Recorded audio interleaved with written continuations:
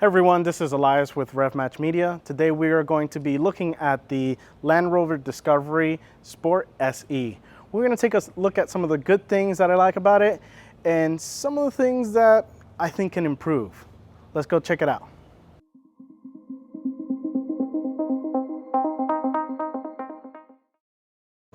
Now, I want to get started with the engine. It's a 2.0 turbocharged engine with 246 horsepower.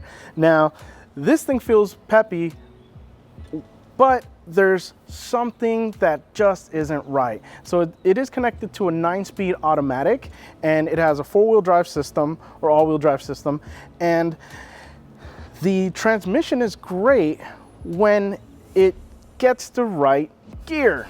It cannot find the right gear, and with it being our motto, find the right gear, Land Rover, we have to do something about that tuning.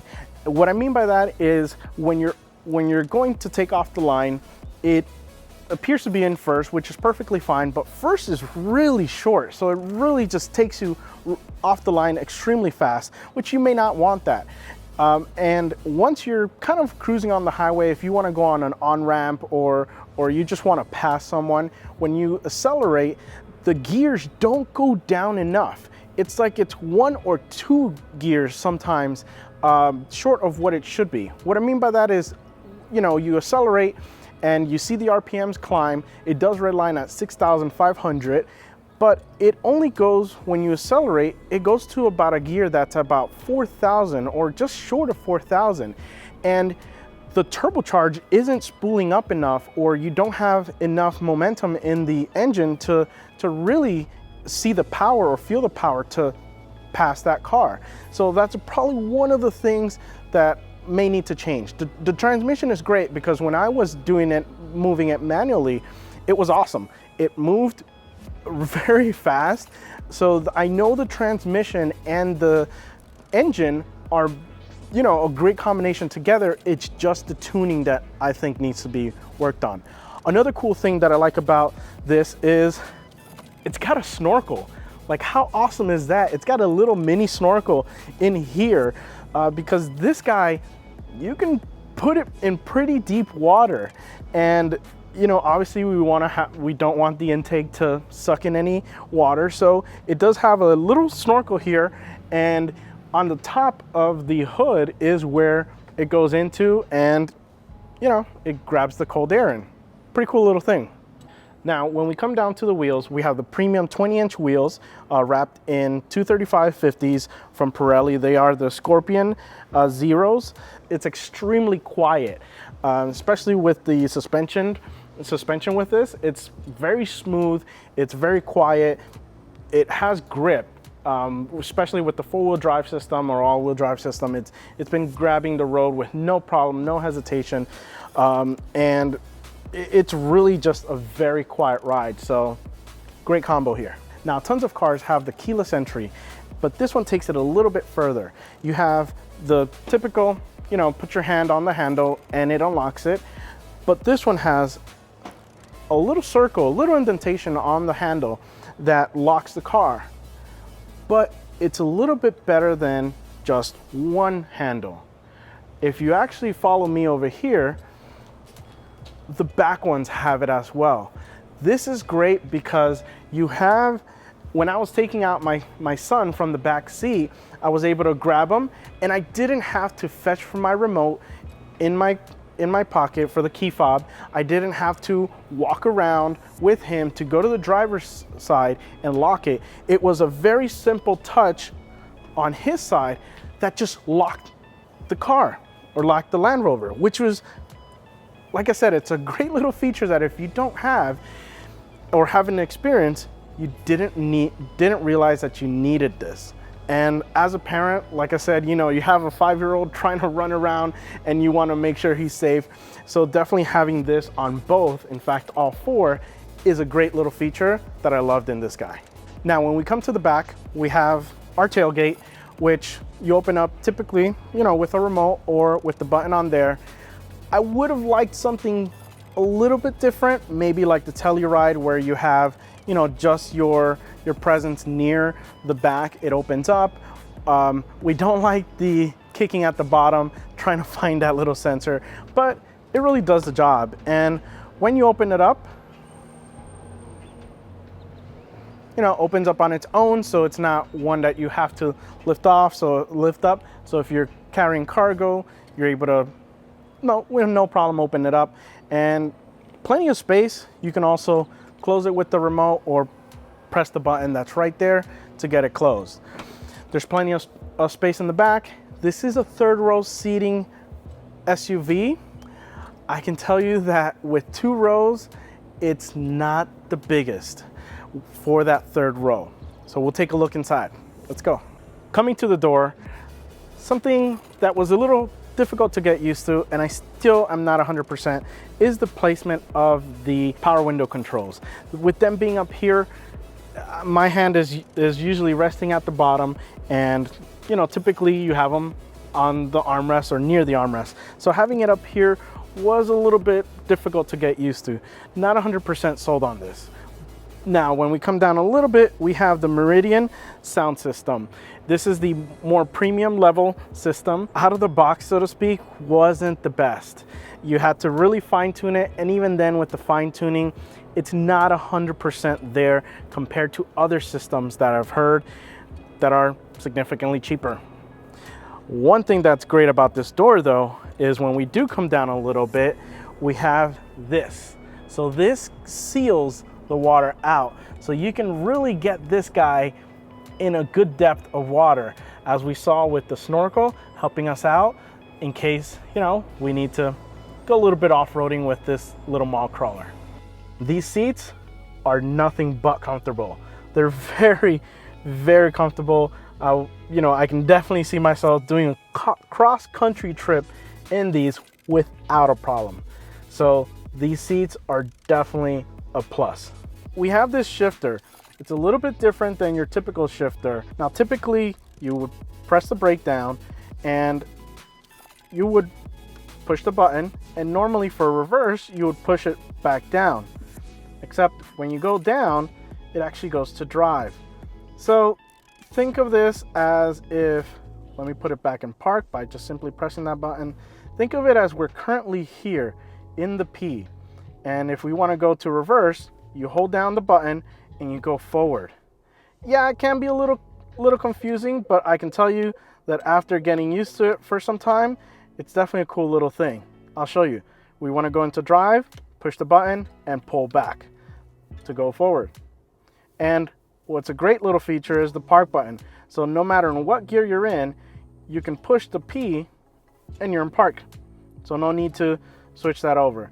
And of course you have the sport mode, which you can simply push over, and you have your gear selection by going up or down to switch gears. This dashboard, it's got a unique texture to it. We have what's called, I guess, like a grained leather. It reminds me of kids' playground material. I hated it at first, but I'm starting to like it.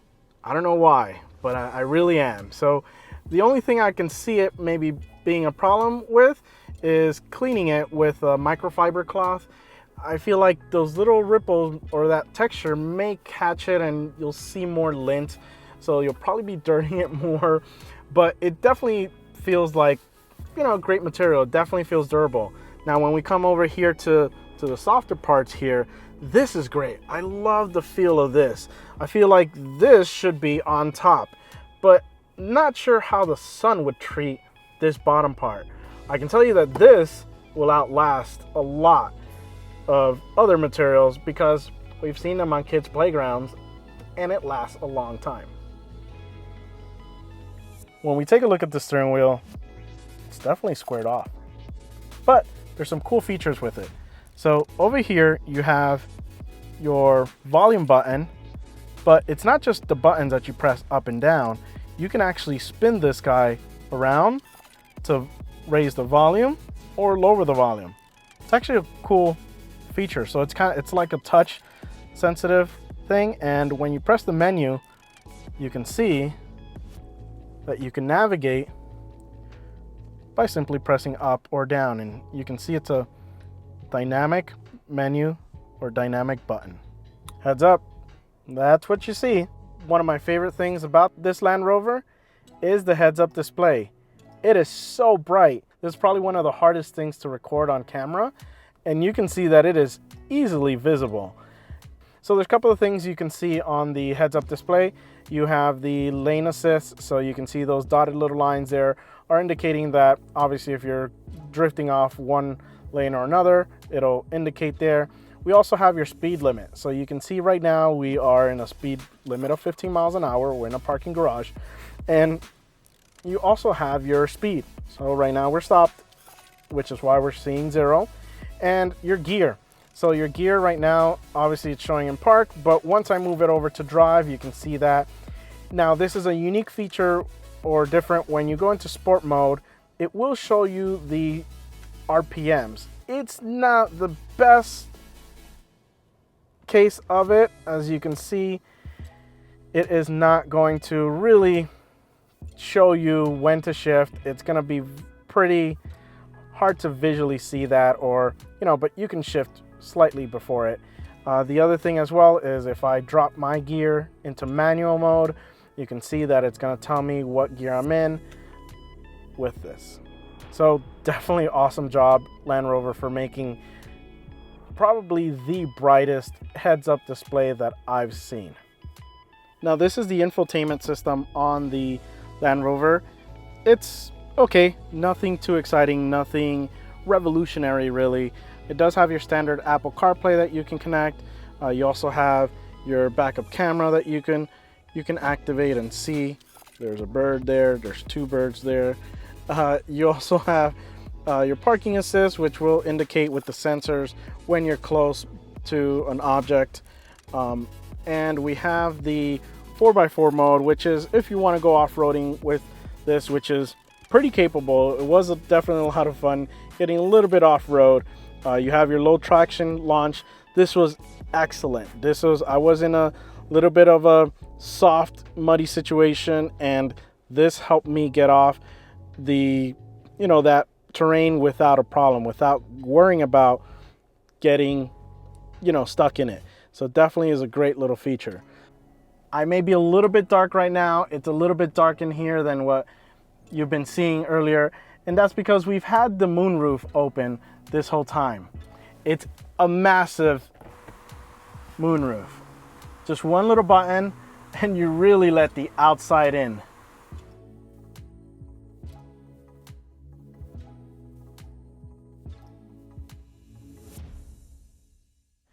This is definitely my kind of thing. I typically don't like sunroofs or having them open, but the fact that you have such a big opening at the top makes it nice.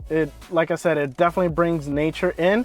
And as we can see, it's not the brightest today, but it definitely makes it nice to enjoy the rain a little bit. Well guys, there you have it. The things that I liked about the Land Rover Discovery Sport SE, and some of the things that I didn't quite like. But overall, it's a pretty cool vehicle. It's kind of like that song, you listen to an album, which none of us really do now. We listen to singles, but think of it as your band came out with a new album and you're listening to all the songs. Of course, you listen to the hits first and they catch your attention immediately, but you keep skipping this one song that it's just not catching your attention. But then once you start giving it a little bit more time and a little bit more time, you start to see why that song is on the album. And it may not be the most catchy, popular song to really hear, but it's going to be the song that may be your favorite. It's going to be that song that is maybe better musically, better written, and I think that's what this is. It didn't catch my attention at first. My opinions of it weren't high when we started driving it, but I've grown to love it. Well guys, that's it for now. Remember, find the right gear. See ya. So one thing I forgot to mention, literally right before we were gonna film the review for the car, for the Land Rover, the on-screen display stopped working. It looked like it was on, but nothing was showing up. We did the old turn off and turn it back on again. Apparently I didn't wait long enough. So thank you guys to the Jaguar Land Rover of Austin dealer here in Austin. I want to thank them. I gave them a call. I said, hey guys, this is my situation. I'm about to review a Land Rover and the display isn't working. What do I do? I'm sure when they put me on hold, they were cracking up and just wondering, like, this is probably like the weirdest request we've gotten. So they got me over to a service guy. Service guy said, the old turn it off and turn it back on, but wait about 5 to 10 minutes. And it worked.